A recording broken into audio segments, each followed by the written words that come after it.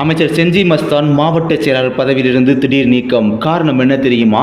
நாடாளுமன்ற தேர்தல் முடிவடைந்து திமுக கூட்டணி போட்டியிட்ட அனைத்து தொகுதிகளிலும் வெற்றி பெற்ற நிலையில் உட்கட்சி மோதல் காரணமாக மாவட்ட செயலாளர் பொறுப்பிலிருந்து செஞ்சி மஸ்தான் நீக்கப்பட்டுள்ளார். இது தொடர்பாக திமுக தலைமை கழகம் வெளியிட்டுள்ள அறிவிப்பில், விழுப்புரம் தெற்கு மாவட்ட கழக செயலாளராக பணியாற்றி வந்த புகழேந்தி அவர்கள் மறைவேதிய காரணத்தால் கழக பணிகள் செவ்வனே நடைபெற டாக்டர் கௌதம் சிகாமணி எம்எஸ் அவர்கள் விழுப்புரம் தெற்கு மாவட்ட கழக பொறுப்பாளர் நியமிக்கப்படுகிறார். ஏற்கனவே தேர்ந்தெடுக்கப்பட்ட மாவட்ட நிர்வாகிகள் இவருடன் இணைந்து பணியாற்ற வேண்டுமென கேட்டுக்கொள்ளப்படுகிறோம். இதேபோல விழுப்புரம் வடக்கு மாவட்ட கழக செயலாளராக பணியாற்றி வரும் செஞ்சி KS மஸ்தான் அவர்களை அப்பொறுப்பிலிருந்து விடுவித்து அவருக்கு பதிலாக டாக்டர் ப சேகர் என்பவரை நாங்கள் விழுப்புரம் வடக்கு மாவட்ட கழக பொறுப்பாளராக நியமிக்கப்படுகிறார்.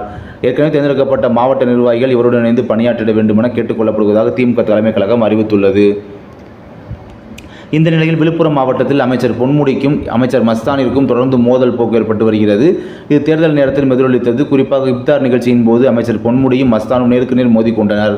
இதுபோன்று பல மோதல்கள் உட்கட்சியில் அதிகரித்த நிலையில் தற்போது மாவட்ட செயலாளர் பொறுப்பிலிருந்து செஞ்சி மஸ்தான் விடுவிக்கப்பட்டுள்ளார்.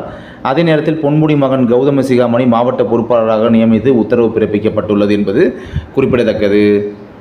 இதேபோன்று செயலை நீங்கள் தெரிந்து கொள்வதற்கு உடனுக்குடன் தெரிந்து கொள்வதற்கு நம்ம சேனலோடு எப்போதும் தொடர்ந்து இணைந்தே இருங்கள். நன்றி.